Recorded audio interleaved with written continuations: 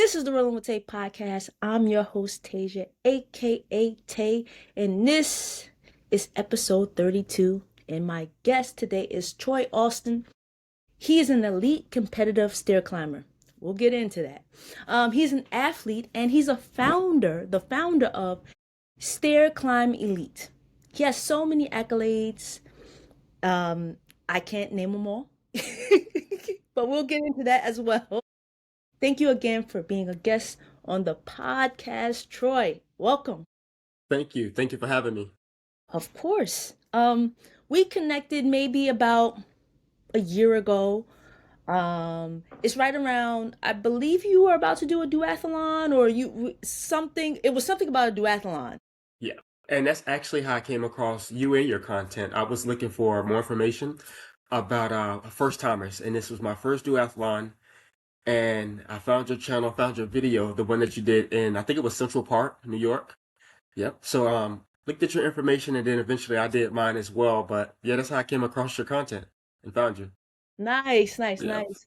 Um, that's super dope. I wanted to make that video because when I was doing my first duathlon, I really couldn't find videos um about like first timers. Like there were videos out there, but none about the like from start to finish, the transition and everything. So that's why I made the video. And I'm glad I did because it connected to both of us. Yep. It was very helpful. I'm gonna be totally honest. Uh, Once we started following each other, like I looked at your page, we did the same thing, we cheered each other on, and I'm thinking you're just another like multi um multi-sport athlete, which you are, but your main thing is stair climbing. Yes. This is how I am. Your name on Instagram is Stair Climbing Elite or Stair Climb Elite, right? But Correct. it just Yep. goes over I'm just thinking, okay, I'm looking at your because again, we connected over duathlon. So I'm just like, oh, okay, cool. I'm looking and I would see like you post your medals and your accomplishments. Looking and then one day I'm like, wait a minute, stair climbing elite? Like what? Competitive stair climb? I was like, wait a Yeah. minute, wait a minute. And I reached out to you. I was like, hey, do you want to do an interview? And when you said yes, I was like, great. Then I went to YouTube and this is a thing. This is called tower running. Exactly. Yes. And I had heard of a race here, and you recommended it to me, as well as another friend mentioned it to me. He said that you can race up the Empire State Building. Yep. I was like, okay, that's a challenge, but okay, cool, And people do this all over the world. They climb stairs, they race up stairs. Like Exactly. this is the ultimate, I think, damn running a marathon, run up the Empire State Building. Let's see how fast you could do that. But before we get into that, let's start at the beginning and how you even became, this elite athlete. It's funny.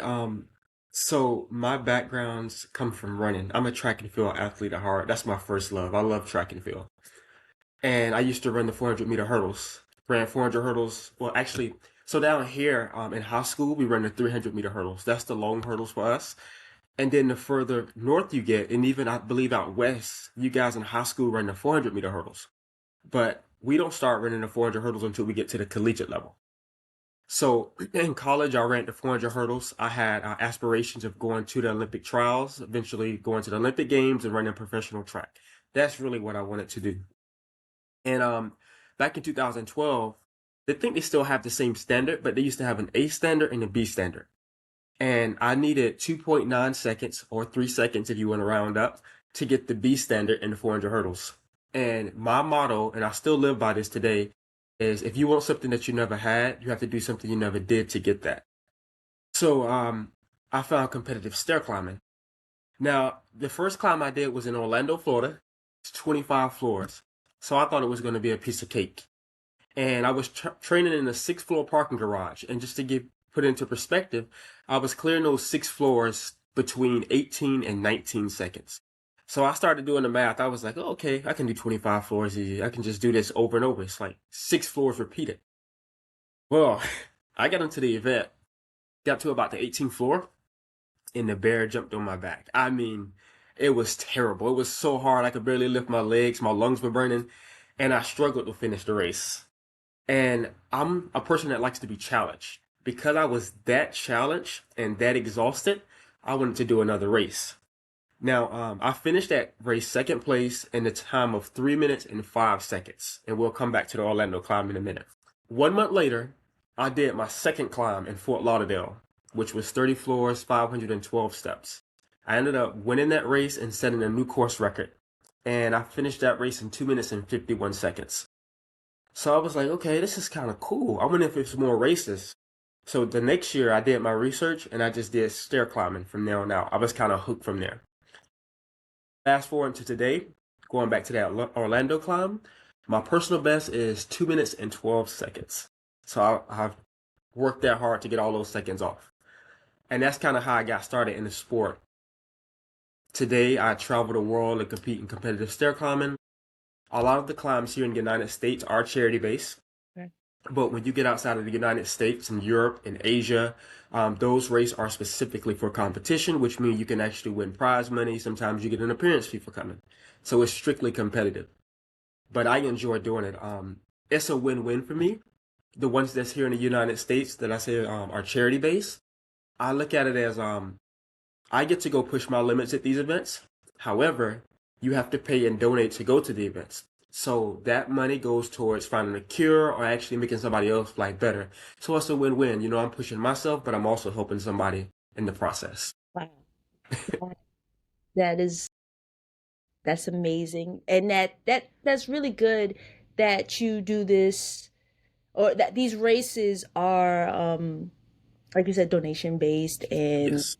um helping finding a cure for something like that is really important. And kudos for you for doing that. And there's one that you the what is the main one that you do? I So, the American Lung Association. Okay, So yes, that, that's it. Yep. yeah, that's the primary charity that I typically do, probably because they host a lot of races. So I'm based here in Florida. Just to kind of give you context about the Florida system, I currently have every course record for the American Lung Association, not only in Florida, but in the southeast of the United States. I've been climbing for 15 years now, and I have done a total of 80 American Lung Association climbs to date, 12/20/2025. I timestamp that because it's still climbing. Yeah, you still climbing. Yeah. Wow. Oh my goodness. Okay. So after you decided like this is gonna be my thing, like I'm I like a challenge as well. So I understand, like, all right, even if you are defeated, you're like, all right, I'm going back and Exactly. I'm gonna try to beat that time or that score or what have you. So, okay, now what did your family and your friends say when you, you said when you It's different. The sport itself is different. It's like when I was doing track and field. Track is something that you can easily observe. You can go, you can sit in the stands, you can watch me run a lap around the track. But competitive stair climbing, it always gets a double take. They're like, you're doing what? You're traveling where to do what? So I get a lot of confused looks sometimes. My family have grown more receptive. They're very supportive of my dreams now. But when I first started, they were a bit lost and taken back. And so were a lot of people in my circle because they've never heard of it before. right. So have any of them like participated? Yeah, couple years ago, on the other side of the world's pandemic, I don't want to say words. I don't know if this is sensitive or not. I actually got my grandmother to do it. Just to give you context, my grandmother just turned 65. Wow. Yeah, she actually did the stair climb with me in Jacksonville, so that was definitely an accomplishment for me to get her to come out and join me. I'm still working on my mom, still working on my sister to get them out there. But a lot of people who find out what I do, they are interested, they want to participate, so they come out and join at least for one climb. Yeah, Yeah, I, I'm interested. yeah, I I don't know how I would do because okay, so I saw a couple videos. Does okay. everyone like take off at the same time and is it like nudging to try to get up the stairway and how is That, it? that's a good question. So you mentioned state building and your new base. Okay, so there's actually two more climbs up that way that comes to mind, like off the top of mind. The other one, in addition to the New York or Empire State Building, excuse me, is one pin. I think it's about 55 floors. So we're going to compare Empire State Building and the One Penn Building. Empire State Building has an elite category. Within the elite field, it's typically about 20 to 30 now. If you look at old videos, it used to be a ton more, probably like 50 to 100 people, but they slimmed it down to 20 people. And what they do is they blow an air horn, and once the horn go off with a starting gun, those 20 people shoot towards the start line at one time. So it's 20 people trying to get through a single little doorway, and you really want to be in the top three. That's kind of how you want to be because you seed yourself automatically. It's very hard to pass on the stairs. It's possible, but it's really hard. You burn more energy. Okay, but that's the Empire State Building.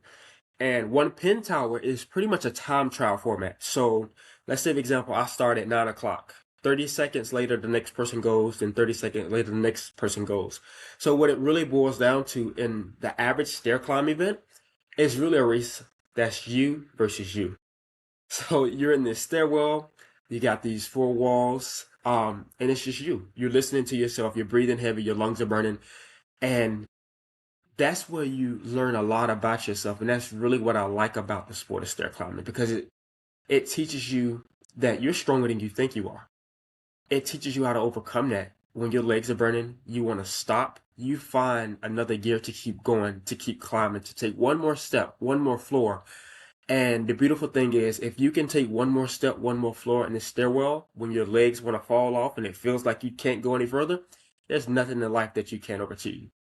And it's a beautiful lesson that you learn in the stairwell. And I think that's one of the lessons that I always keep with me, even when I'm done with stair climbing, is overcoming hard times, overcoming adversity because I've overcame myself, I've conquered myself. And that's the thing I love about stair climbing.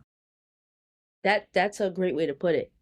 Um and okay, so Empire State is like you said the elite, so you have to like qualify for that. Yeah, so there is two governing bodies. You have Tower Running World Association. This is the international governing body for stair climbing. They have all of the climbs in the world on their website, but they also have a ranking system. So they rank and grade every single climber, and they have like who's ranked number one, two, three, etc. And then you have Tower Running USA. That's more designated towards us, the United States. And your ranking, if you're able to get invited in elites, really depend on your international ranking or your USA ranking. So if you are against good standing with both of those, then you're more likely to get invited to the Empire State Building to participate in the elite heat. It just really depends on your ranking. Something else they'll look at too is how well have you performed in a race that's over 60 floors? Because Empire State is 86 floors. So if you've done fairly well in the 70, 75 floors, your chances are really good that you might get invited. Now, what about one pin? One pin is 55 floors. I haven't done that one yet. I've seen pictures of the stairwell. It looks extremely steep. That's 55 floors of steepness. That doesn't look too friendly or inviting to me, but um it's definitely on my list because I would like to do at least every building at least once. If it's on a Saturday, of course. Okay. All Yeah. right. So I so what you're saying is I have to get some like competitions in under my belt before I can like even touch these. Well, you have to get competitions in if you want to participate in the elite or be considered as an elite. Which brings up a really good point. So in stair climbing, the term elite is subjective, right? It's where you look at elite in track and field or elite in basketball, a lot of times it's associated with superior athletic performance. Well, elite in stair climbing is why it is associated with elite performance, it's also associated with a stair climb enthusiast. So if you just go from climb to climb and you really like to climb, you can be categorized as an elite athlete because you've done so many climbs and you're experienced with the climb, which is how I came up with the name Staircom Elite for my brand. It's not really about being elite in your performance, but it's inclusive for everybody. And I like that because I have that, I wear that, I feel like the average everyday person, right, can Yeah, be an elite athlete, right? Can be absolutely. an elite stair climber, an elite triathlete, or what have you. So I think words do like have power. Like, okay, now I, I'm rocking your shirt, your brand. I'm an elite stair climber. Like, let me tell you. I may only climb one set of stairs, but I'm elite. Okay. So that's good to know. All right, so for a beginner, I'm looking into this. I just found out about this. Where should I start? What would you recommend if I want to like dibble and dabble into this sport? I would definitely start with the old saying, crawl before you walk. So, if you can find a shorter climb, I would say that would probably be ideal instead of jumping in too deep. But it's going to be really important when you start your first climb that you start slow. Don't There's a lot of videos, as you mentioned. There's a lot on the internet that you can look at, but take it with a grain of salt. You want to do what's best for you. You want to find a plan that works best for you. I would go to the stairs, find some stairs, and start walking up, just to kind of get used to the feeling of going up and down. Uh, Quick tidbit: you'll notice a lot of times when you go up the stairs, and a lot of people point this out, they feel more winded.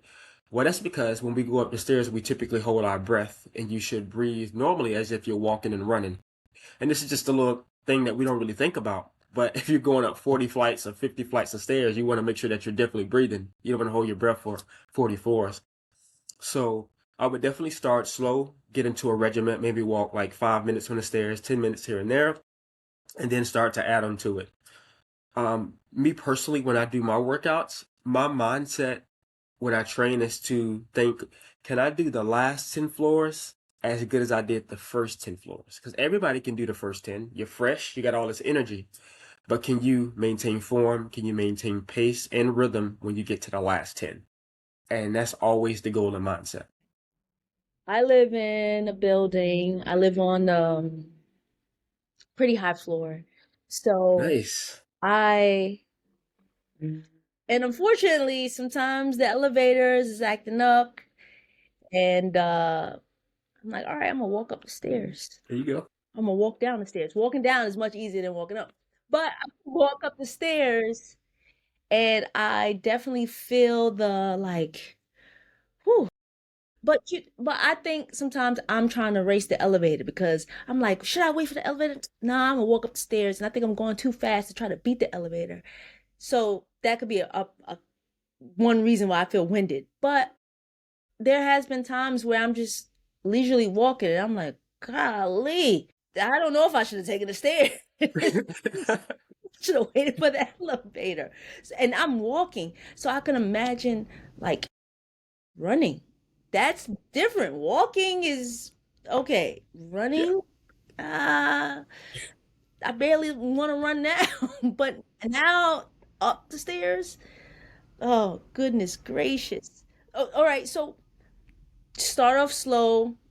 Crawl before you walk. Definitely go to a set of stairs. If you live in a building, great. Walk a few flight of stairs. How do I? All right, but I wanna run. I wanna be a stair climber. I just don't wanna walk up the steps. What else can Oh, I yeah. So you would have to intensify your workouts a little bit more. Stair climbing is very high intensity. So just to kind of give you background about like my training schedule, like how I typically train. I train in a boxing gym. We have a gym here called Title Boxing. It's more cardio based. It's not contact oriented really. They will come around and you can do the focus mitts here and there. But those classes are very high intense. So I typically take those classes every day, every other day of the week. And that's how I build a very strong foundation. Um, when it comes to foundation, I think about it like this: like when you build a house, you want to build a house on concrete and not sand. So if you're well conditioned, you're building that house on concrete. It allows you to recover. It allows you to do more intense workouts versus if you build on sand, no conditioning, then when you go to do hard workouts, it's harder to recover. It's harder for your body to actually absorb those workouts. Okay, so going back to those workouts that I do, the title boxing gym that works the entire body. Weightlifting is good. When you lift weights for competitive stair climbing and even some aspects of track, every coach is different, every athlete is different. You want to lift for strength and not mass. When I say strength, so there's different types of strength. We have strength where I can pick up 3,000 pounds or 300 pounds, to give you an example. But then we have the strength where I can maintain 60 seconds for 10 floors in a 40-story building. That's strength as well. And that's the kind of strength you want. I found that Olympic lifts are really good for building that strength. Clean and jerk, cleans, power lifts, those are excellent. So that's in my training regimen. Cycling. Cycling is at the top. Um, some of the best stair climbers in the past have been cyclists. The current course record for the Empire State Building is 9 minutes and 33 seconds. Was set by Australian cyclist Paul Craik. He's the only man to break 10 minutes in the Empire State Building, and he was a professional cyclist. Yeah. So So, I have a chance in this sport. That's what you're yeah, telling me. exactly. You do. You have a really good chance. And of course, I like to run as well. So I typically do long runs, 8 kilometers or 45 minutes. I did do my first half marathon a few years ago, which was a lot of fun. And I do track and field intervals as well. So you just want to mix it up, but the main goal is to make sure you're doing a lot of high intensity workouts because that's what you're going to be doing in the stairwell. And the cherry on top is a lot of stair reps as well. So it's better if you can get in an actual building and train on stairs versus not having a building. This is my personal perspective.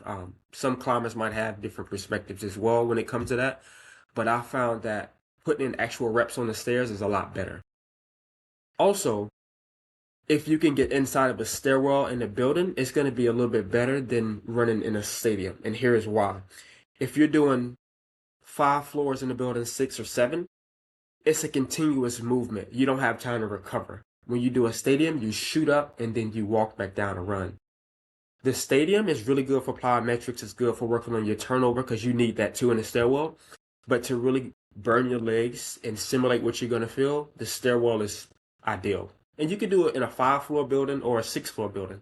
I actually have a 6 floor parking garage that I train in often, and I just do reps over and over and over. So, 2 questions. One, just the way my brain thinks. So, what if someone like you're running up, right? And then someone falls. Do you keep going or no, you keep going? Are you even like paying attention? And then are they, I know there's a medical team, so is there a medical team like on each floor? How does that work? So You get if injured. somebody falls, you probably won't know unless you're in an Empire State Building type event because that's the only mass start. I do believe there's also a few races in Asia where it's a mass start. So that's probably the only time you would see somebody fall or hear. As far as medical staff, there are water stations. So, for example, in Orlando, the 25 floor climb that I did, I think the water station is on the 15th, maybe the 20th, and then, of course, the 25th. So it's like staggered in between the climb. All right, good. That's good to know. And then another question I had. So you're skipping steps, right? You're not just, Yes. you're like, how many steps are you skipping? It depends on the building. So no two buildings are alike. There's a Bank of America here in Tampa, where I am right now, and then there's a Bank of America back home in Jacksonville, where I'm from. Both are 42 floors, but Tampa is 914 steps and Jacksonville is 836 steps. The difference is Tampa, it's a steep building, but it allows you to take 2 to 3 steps at a time, where Jacksonville is super steep and you only can take two at a time. Now, you could take three, but you have to be conservative with your leg strength and endurance because the more steps you take, the more you burn yourself out.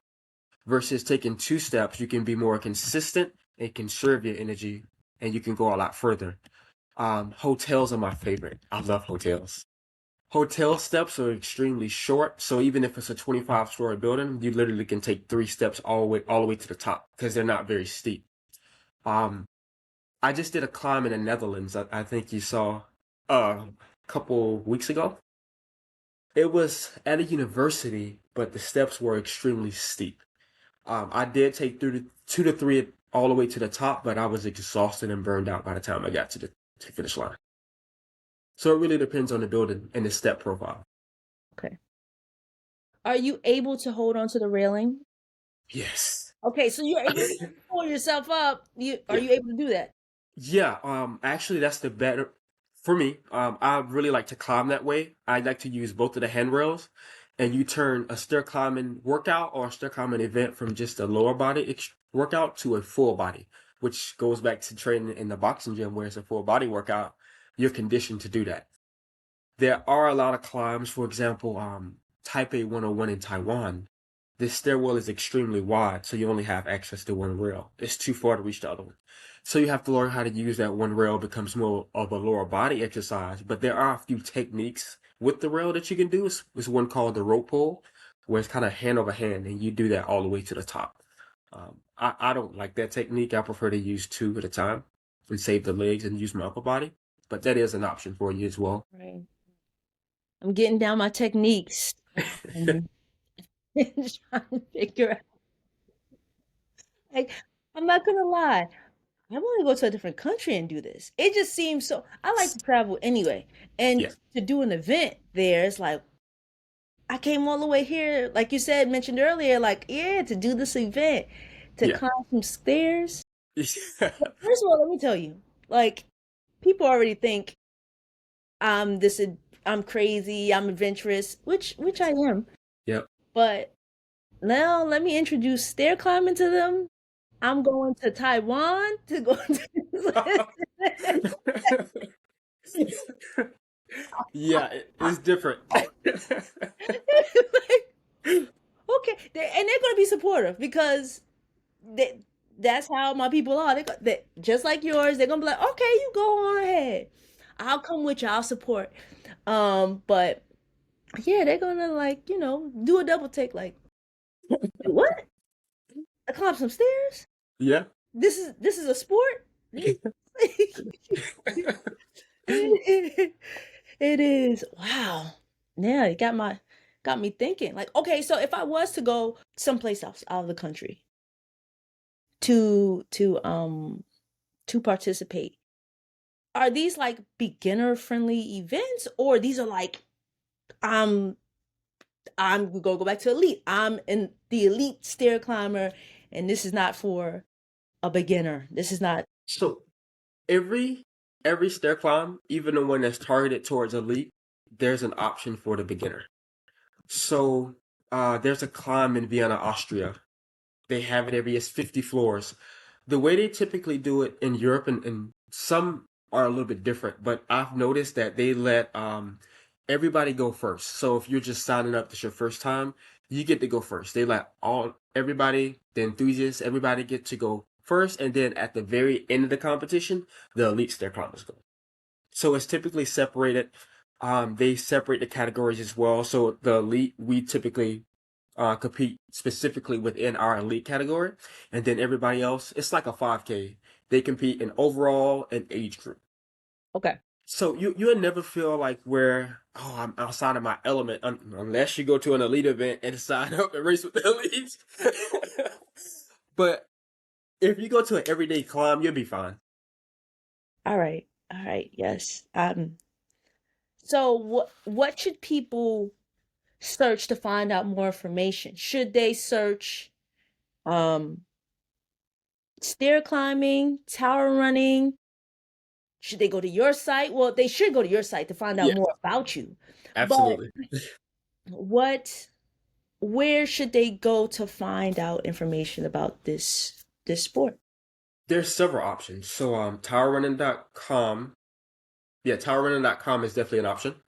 There's a race tab. You can go there, see every race that's coming up for that month, the next month, etc. You can also do Tower Running US. Well, Tower Running USA is more so for points. I wouldn't go there. There is a race calendar, but yeah, to go to towerrunning.com is going to be your best solution.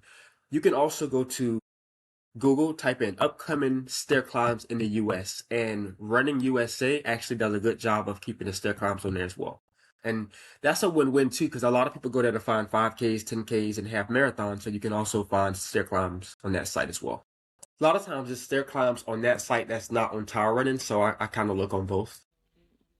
Writing this stuff down because it is I'm gonna do it. 2026. I'm going to dip my foot in the tower Yeah. running. Um, we don't know how far this is gonna go. I always say that about things, and then you know, months later, like, guess where I'm going? For tower runways. Oh, so I will say recommendation if you do decide to leave the country to compete. I would recommend going in September, and if you're open to it, probably go to like Europe. And the reason I say that is I try to do the same thing every year. By going in September, there typically climbs almost every weekend, and the train is extremely efficient. So once you get in the country or a country, you can literally take the train from country to country. There's like a race in Vienna on a Thursday night. You can hop on a train and go do a race in Germany on Saturday. You can stay a week, sightsee, and do one more race on a Saturday before you depart the next week. You can just kind of do a whole tour, and I like doing that. I just tour the country a little bit. That you get more bang for your buck, You do, so exactly. going out for one race Yes, and then you're gone because from what I'm hearing, these races are pretty quick. they are. It's funny because there are a lot of races in Germany that are sprint races, which they're like 10 floors, 8 floors, which is my cup of tea. I love sprint races. 25 floors, 20 floors, but then you have some of the longer 60 floor races. A lot of the longer climbs are going to be in like Asia. For example, there is a stair climb marathon. I haven't done it yet, but it's in China and it's 123 floors. I like to do it just to do it. I don't know how competitive I would actually be at that distance, but just to say I've done it, get the medal, get the t-shirt. Okay. Yeah, You said in China? China. yeah, there are a ton of races in China, a lot of long climbs as well. This is this is helpful. Oh man. Wow. Wow. Okay. So I see what your training is like. How's recovery after the race?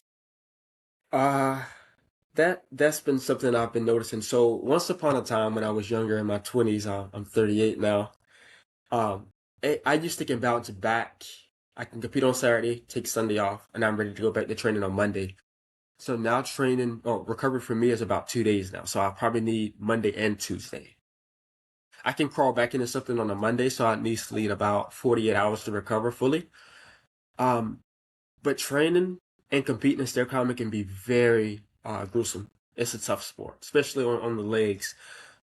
You definitely want to take care of yourself. I recommend ice baths. I know I don't know how many people actually do ice baths anymore, but it can be very hard. It's definitely something you have to focus to do because it's extremely cold.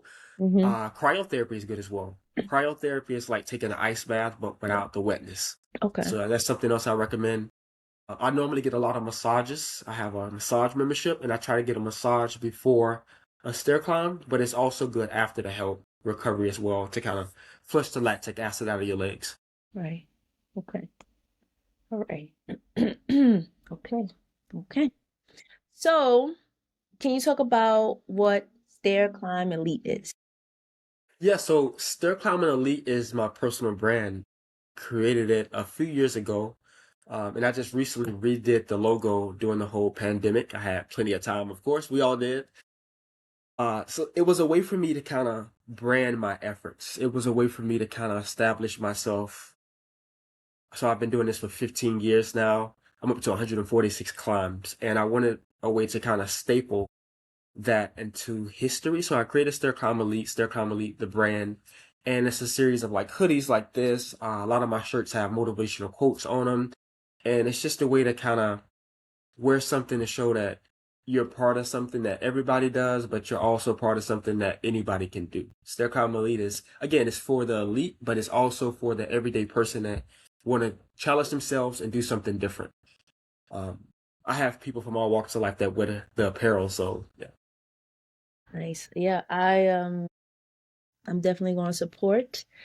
Thank And you. of course, and then I'm going to like put people onto this because I was talking to some friends, and one of my friends wanted me to ask you if you ever get nauseous, like as you're running up the stairs. So, yeah, because they're so short and it's spinning, you will be dizzy at the top. You'll be dizzy, short of breath. Um, there will be a taste, like a metallic taste in your mouth. Mm. All of this is normal. You get extreme oxygen depth. You also have something called trachea. When you get to the top, it's a cough. It's like a never-ending cough, and that's because your airway is eroded from trying to suck in so much air. It's very limited air in the stairwell, which is normal as well. So to answer your question, you do get nauseous, you get dizzy, and the first thing you do when you get to the top is you want to lay down. I can imagine. People, when you get to the top, they hand you your medal a lot of times and a bottle of water, and they talk to you, but it's so hard to talk. I just want to find somewhere to just to lay down. Yeah, I'd be right there, laid out on the floor. Yeah.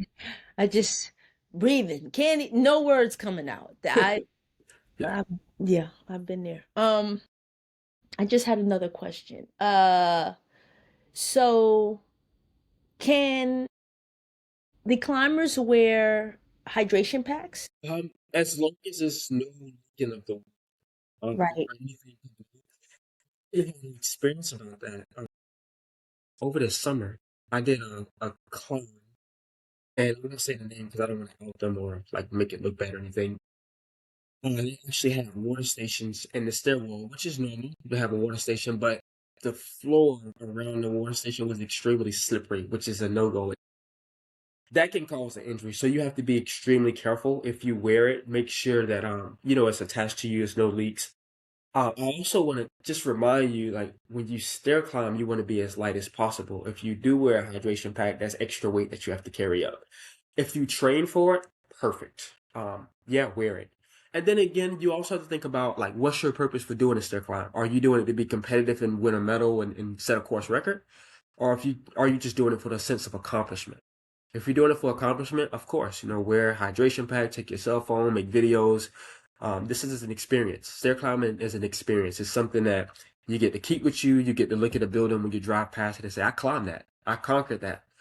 And of course, don't forget those lessons about pushing yourself and finding out who you truly are. And I think that's really what it's all about. It makes it very special.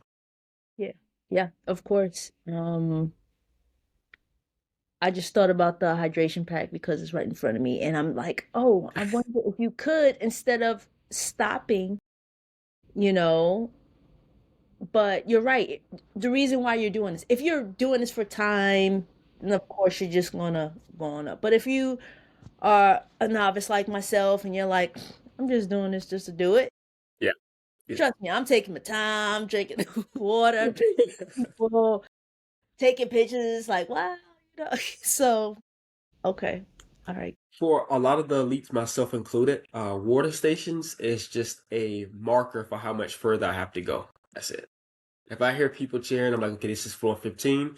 Because I don't like to look at the floors. That can be mentally demoralizing if you got 60 floors to do a 50 floors and you look up and you're on the 25th floor. It's Ah, like, wait, mm-hmm. hold up. And I've noticed a lot of the buildings up north too, and in Europe. I have to explain something about Europe that's pretty funny.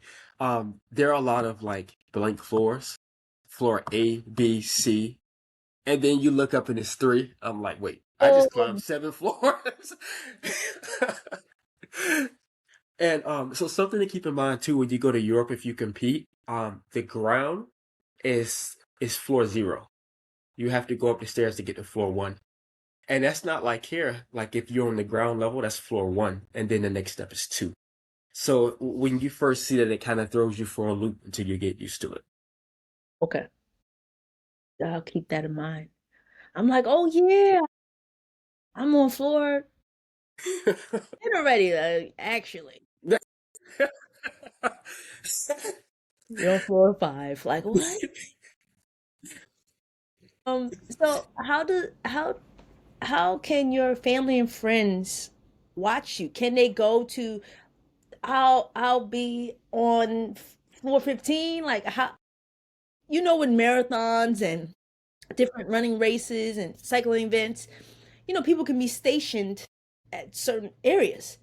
But with this, is it they're waiting on the floor or they'll just see you after you're done? Like we're at the top or we'll be waiting at the bottom, or can they um be at different water stations? How can they view you?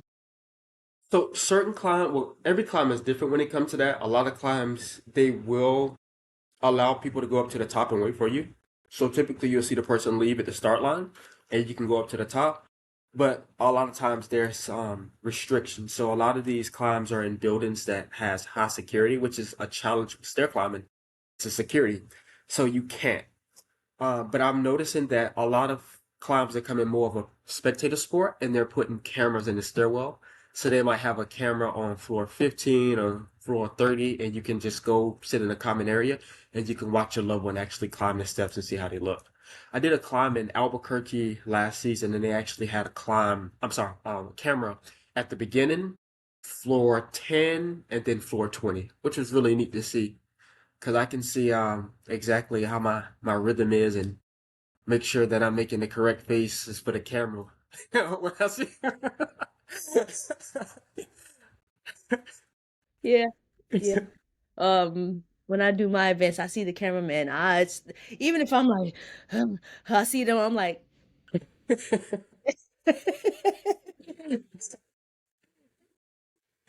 I do that. Yeah, Wow. Okay. All right. Yeah, I'm learning a lot. And I think the audience is too. You know, awesome. Yeah.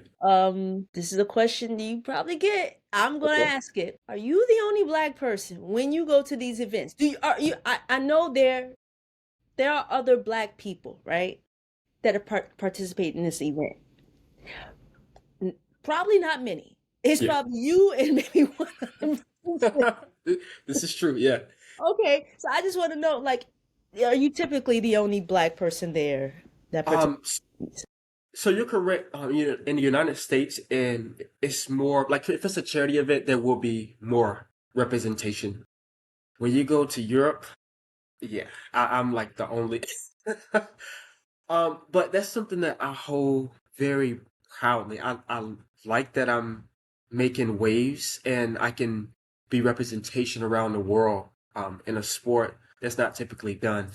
Like we have that in like golf or race car or like Formula One, for example. I think it's important to have that representation and even be the first. So yeah, I'm happy to say that I am. I don't really think about it. Sometimes I think about it, like when we do a group picture, I'm like, oh, well, it's just me. But it also places a lot of like pressure on you to a certain degree too, because I know like when I want to show up and make sure that I perform to the best of my ability, and make sure that I do represent. Right, right, right. Yeah, that's what's up. And you are representing. You're Thank you. representing for America. Yeah. Then for people from Florida, you represent a lot. This is true. Absolutely. Wow. Yeah, yeah. Because some events that I go to, I look around sometimes. I'm like, "Am I the only black person here?" Or I may not be the only one, but it's a handful of us. And which is okay. Um, of course, I would like to see more, but as long as that, like you said, someone is out there representing, you know, That's what that really counts. Like, so I'll yeah. also say when I was doing my first duathlon, it's another step I was looking into as well, to see what type of representation was there. Then I found your content. I was like, oh, this is dope. This is representation on so many levels. Like you're African American, you're a woman on top of that. I was like, okay, let me check this out. And it was very informative. Like I actually watched your video a couple times to make sure I had everything down packed and make sure I was set. So it was a great experience for me too to do my first duathlon as well. Yeah. Thank you again for watching. Yeah, no problem. Do you think you'll do more? Duathlons? It's possible because when it comes to competitive stair climbing, after May, the scene here in the United States dry up. So unless you're traveling to Europe, it's not many races here. It's a few stadium climbs, but like July, August, it's typically nothing to do in regards to stair climbing. So I like to cross train and find something else to do. So yeah, I'll probably do more duathlons. The cycling is phenomenal. It's actually pretty hard too. When you get off the bike for cycling 10 miles and then you try to run a 5K, that's it's actually hard to pick your legs up and run. It So it's is. challenging. It is. Yeah, you talk about legs being like bricks. That Yes. first run, I'm good. Like you said, I'm fresh. I'm like, woo, Yeah. I got this. That get on that bike, it's like, okay, I'm starting to feel this now. This is just, but at least I'm sitting down. True. That second run, it's like, I just feel like walking. All right, just. I know people that were done after that bike ride. Like, all right, well, all right, this is it. This is the duathlon. The running the bike. I'm not running again. Over the summer, no, actually in October, I went down to Miami and did the Miami inline marathon. So Sweet. they had a portion where you could run and then skate. I did the 10K run, and then maybe about 45 minutes to an hour later, I did a half marathon skate.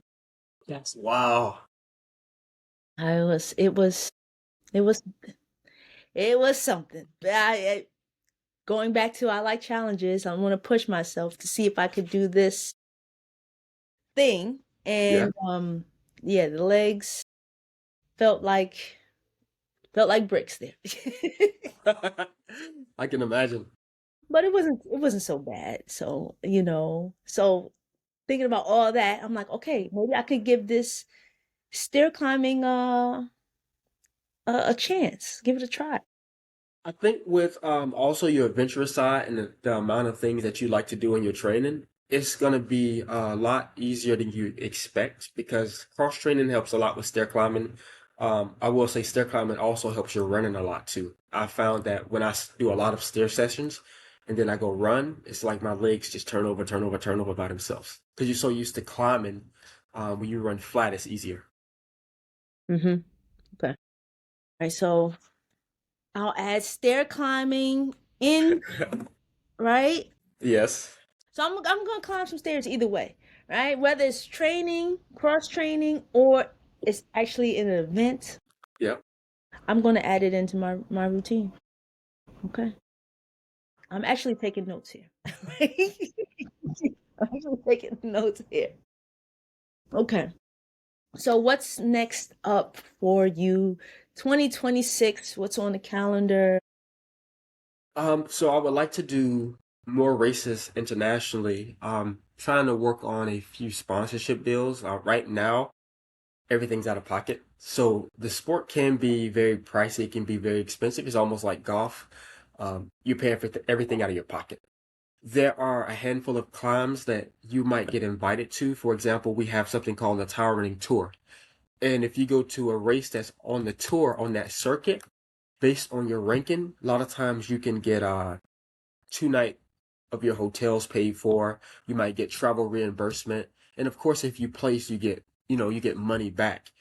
But coming from the United States, going to Europe or going to Asia can be pricey. The ticket by itself adds up. So I've been working to try to find a sponsor so I can just focus more on training. I do give a shout out to Walmart. So Walmart, I work overnight on Walmart's on Thursday, Friday, Saturday, and that's how I cover a lot of my entry fees and travel. So it's been phenomenal, but it just takes a lot of energy, which kind of takes away from the training. So Right, right, right. You know what? Good luck with getting a sponsor. Like, I hope you get it. Because I see that you're really passionate about this. yes, And you're very knowledgeable. I think you should, I don't know, open up a camp or something. I have no idea. Like, because this is so it's so interesting to me. yeah, And like just seeing how stair climbing can translate into other sports, like you said, um, with the cross training and getting more people into the sport, and that's why, like, I'm glad that you have your brand because, like I mentioned earlier, I'll rock your brand, and people will probably be like, "Oh yeah, school shirt. What's that about?"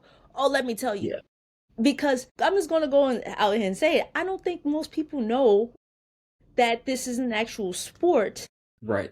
that people do and that you can participate in.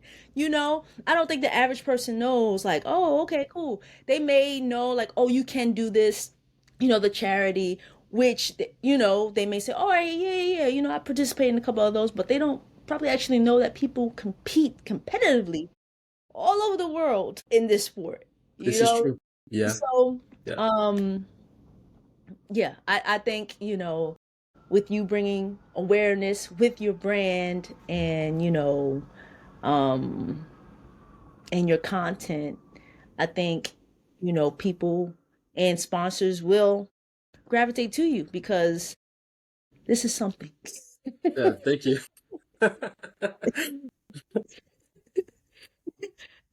As you can tell, I'm really like intrigued about this. Like, this is Yeah, I get that a lot. It's funny when people find out that it is a thing. They always have a lot of curiosity. It starts so many conversations. Like when they asked about some of the shirts. Like I have a shirt that says "Born to Climb." That shirt actually get a lot of attention, and because it speaks a lot of volume. It could be for stair climbing, but it can be in life as well. So a lot of people ask questions, or they ask, "Well, what is stair climb elite?" or "What is stair climb?" And I was like, "Oh, well, actually, I'm a competitive stair climber. I travel on stair climb." And they'd be like, "Really?" And then I'm standing there for 15 minutes explaining everything. So it's a great conversation starter. I'm sure it is. That is great. Okay. So, next year, hopefully get a sponsor and do more international climbs. Yes. And there's a few of the things that I'm working on. I kind of mentioned something to you behind the scenes, but I hate to do this to the audience because they're probably like, well, what is it? Yeah, Um, yeah. It's in the workings. It's looking really good. And as soon as I find out, I'll definitely let you know if you want to share it with the audience. Of course, I will. Dope, dope, dope. Like, yes. Um, okay. All right, all right. You got a lot of things in the future, in the works.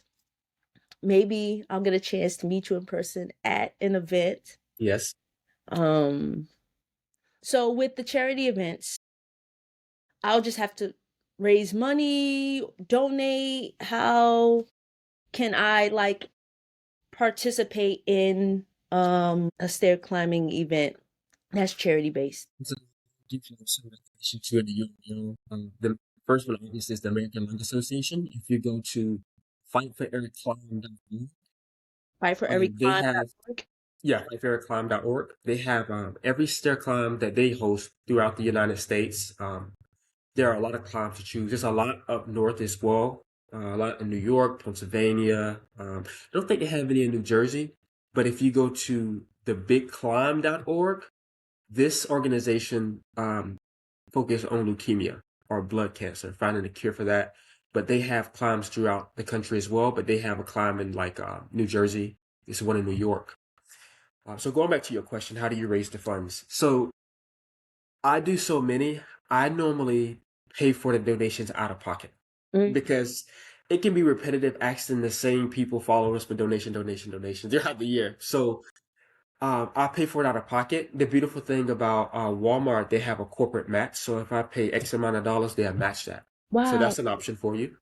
that's great. Or for anybody that's watching that want to participate, corporate matches, you could ask people for donations if you only do a minimum amount of stair climbing. Or you can just pay for it out of pocket. Again, if you pay for it out of pocket, it's still a win-win that those funds are going to help somebody. Right. Okay. All right. So I'll look up those sites. I'll visit those sites. So where can people find more about you? Where can they follow your journey? Okay, so stairclimbing.com is my personal website. Troy Alston on Facebook is how to find me there. Stair Climb Elite on Instagram, Stair Climb Elite on Twitter, and I'm working on it. It's getting there. If you type in Troy Alston in Google, there are search results there as well. So, All right. All right. All right. Okay. Okay. Okay. Any final words before we wrap? yeah, um, I would just like to urge people to follow their dreams, follow their passions. If it's scary, it's normally the right thing. Step out, start. If you think about it too much, you're going to be thinking about it next year and the year after that. You have to start where you are, build from there. I don't care what it is. Part of my journey, other than competing in stair climbing, is for people to see what I'm doing and follow their passions, whether it's on the stairs, whether it's starting a business, starting their own brand. We get one life, use it to the fullest. Do your thing. Don't worry about what people think about you. Just be unique. We're all are as unique as our fingerprints. Everybody has a different fingerprint. Yeah.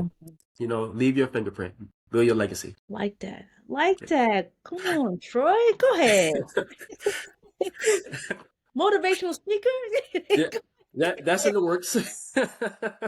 Go. Oh man, it's been a pleasure chatting with you. I learned so much. I'm sure the audience did as well. Um, I'm so interested in stair climbing and Thank you. giving it a try and anything I can do to help, push your brand and get stair climbing out there to more people. Let's do it because this is let's go. Like we gotta be in this sport, man. Let's go. Let's go. Absolutely.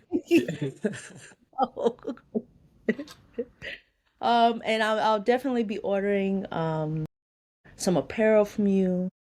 And like I said, I'll be listen, I've already started talking about you. Don't let me get the t-shirt, the hoodie, everything. What is this? You want to know what this is? I'm gonna tell you. You got Instagram.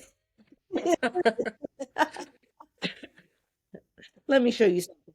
Uh, but for real, it really has been a pleasure. And again, thank you so much. And I wish you nothing but the best. And I will Thank be you. following the journey. And like I said, hopefully I get a chance to meet you at one of these events. And yeah, you know, hopefully I'll be laid out on the floor after I'm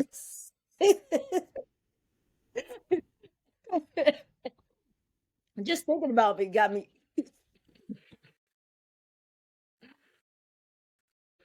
So we'll take a picture before because after, I don't know, you might not. I understand that. Probably my last one. I mean, one and done. That's it. All right. Um, this is the Rolling with Tay podcast. I'm your host, Tasia, aka Tay. Thanks for listening. Thanks for watching. Don't forget to like, comment, and subscribe. And let me know in the comments if you ever heard of stair climbing or tower running. And would you give it a try? Peace.